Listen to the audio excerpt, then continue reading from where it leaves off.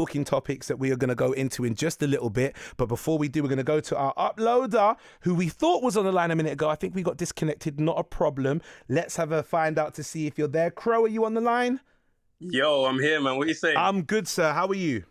I'm good, man. I'm nice, good. Nice. Firstly, what happened, man? Did the bill, the phone bill needed a little payment, or what happened, brother? Because we were there, and then all of a sudden it just disconnected. We started off like that, yeah. Well, bro, we were there. I probably gave a little big up. I was like, he's an uploader. He's a great talent. He's my guy. What's going on, ladies and gentlemen? Can we say hello to Crow? Like it was do. I was like, what did I do? Nah. To be honest with you, I think I might have put it down by mistake, but we've handled it now. Kim's a little legend, so it's all good. Okay, no worries. Well, listen, Crow, first things first, let's double check. Am I right in saying you're an artist and producer? That's correct, yeah. Nice. Which one came first?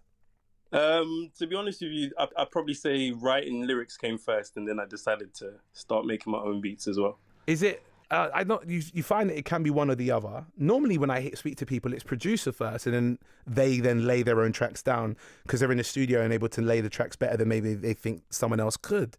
But you went the way of someone who made your own lyrics and said, you know, I'm actually going to get into the beats themselves. 100, yeah. It was basically I started writing bars just as sort of remixing songs. So back in the day, remember that song "How We Do" by The Game? I think that was like one of the first songs that I remixed, like as in just rewriting the flow and everything like that. And then after that, it just became a situation where I was just writing more and more songs. And then I kind of learned constructing a song that way. And then Fruity Loops, I think, was the first program that I started using. And then from there, it was just, I could do it. I feel like Fruity Loops is like the rite of passage for so many people. Everybody I knew started on Fruity Loops. I think there was a couple I know that tried to do the PlayStation Music thing, that they had like a CD that you could make your own beats on there. I don't know if I'm talking my age a lot now, because the PlayStation 1, you could make your own music, and this was in the late 90s. I think it was 1999 that you could do that. How young are you, if you don't mind me asking? Me, no, I'm basically 30 years young. Okay, so you're not. Then you could have. Yeah. I was 9 years old in 1999, though, so I'm not sure. What can I say? You never know, sir. So listen, you go into music. You start making music about. You recognize your lyrical ability in songwriting from a young age. You also go into production, but something that's interesting about you is that I see a lot of artists that I speak to that are from the UK tend to be born and raised in the UK, but your influences in terms of your upbringing is not just from the UK. You were born in Zimbabwe, is that correct? Yeah, that's correct, man. I was born in Aurie, so I moved there when I was like 10. And like I do remember a significant chunk of my life. Obviously, when you're young, you don't remember much, but obviously you kind of remember certain memories, like of just, I don't know, playing a lot of the time when you're young. But good memories, really, really good memories. And obviously that's my first home, but obviously my adopted home is now obviously the UK.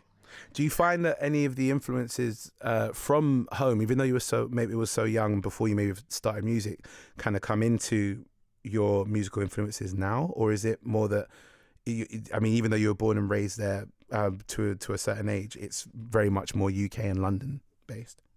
I'd probably say, like, when I started making music, it was just basically UK, London, and then I think probably towards now, I'd probably say in my older years, there's a few songs that I've kind of leaked through from Zimbabwe, where I've kind of thought, do you know what, I'd actually like to replicate that sound. Okay. So it's kind of like one of those things that's just kind of grown on me over time, because back in the day, obviously, as you can imagine, the music wasn't quite diverse. It was very much cultural. It was very much, like the bog standard, what you'd hear, what we would say in Zimbabwean is kumusha. So it's basically that sort of homegrown music. Say that again? Kumusha. Am I saying it right? Kumusha? You're doing it all right. It's just probably the pronunciation a little bit different. But I'm not from Zimbabwe, bro. I don't know if I could get the accent down in a few seconds, but I'm definitely not going to practice. If it's 50% close, I've done better than I thought. But Kumusha, so carry on. So obviously the sound just kind of developed over time, and then it's kind of more hip hop. It's more diverse. It's more Afro beats now. So it's kind of the sound that obviously I make now. It's kind of had a bit more of an influence in certain tracks that I've made over the last year. Okay. I'd probably say.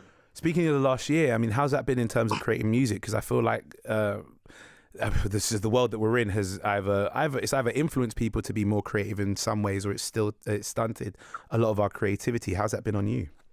Yeah, for me, it's. I know a lot of people were saying be gone with 2020, but 2020 for me was basically the making because, as you can imagine, over the years, you get caught up in life, job, everything like that, and then before you know it, obviously you kind of haven't made music for a few good years, and that's always been like my first love. So as you can imagine, now when we had the lockdown, um, I was just there and I was just basically making music, staring at my computer, staring at my microphone, and I was thinking to myself, I should have been doing this all along. So I actually got given the time that I needed the whole time. So it was kind of really, really important that we had that for me anyway, because obviously I saw it as a positive. I know a lot of people don't necessarily look at the positives out of lockdown because not many came out of it, but for me, it was genuinely the time that I needed to crack on and do what I wanted to do. Fair enough. That's a good way of looking at it.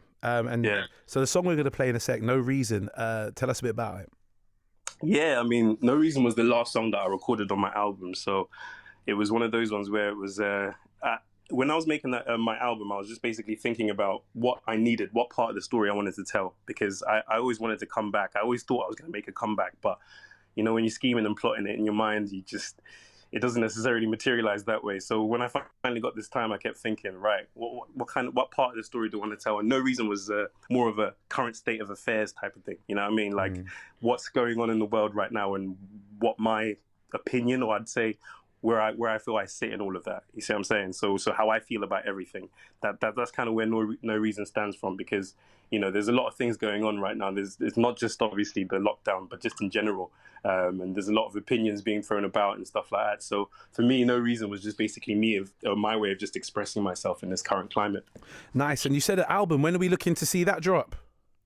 Yeah, so that's going to be first couple of weeks of Feb. I haven't put a date on it yet, but we're looking at within the first couple of weeks of Feb. So that's going to be my whole story basically, and I'm hoping that people are going to be tuned in for that. And there's going to be a lot of crazy music that I've been making. Like I said, it's been a long time coming. Nice. Well, we got to go to the track. Let us know what your social media is before I press play on this track, sir. No, 100%. So I'm Crow. Obviously, my social media Instagram page is Crow Music Official. That's at Crow Music Official. So obviously, stay tuned and hopefully you enjoy the track. And I look forward to hearing what everybody has to say about it. Nice one, my brother. It's good to talk to you. And ladies and gentlemen, we're going to play Crow's track right now. It's called No Reason. Yeah, bless up.